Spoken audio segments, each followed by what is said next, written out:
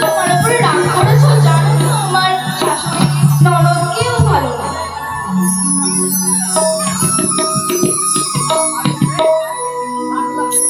ও প্রভু,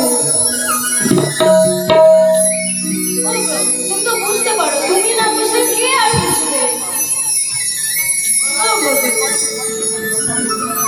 তুমি কথা বলবে না তো তাহলে আমিও কথা বলবো না।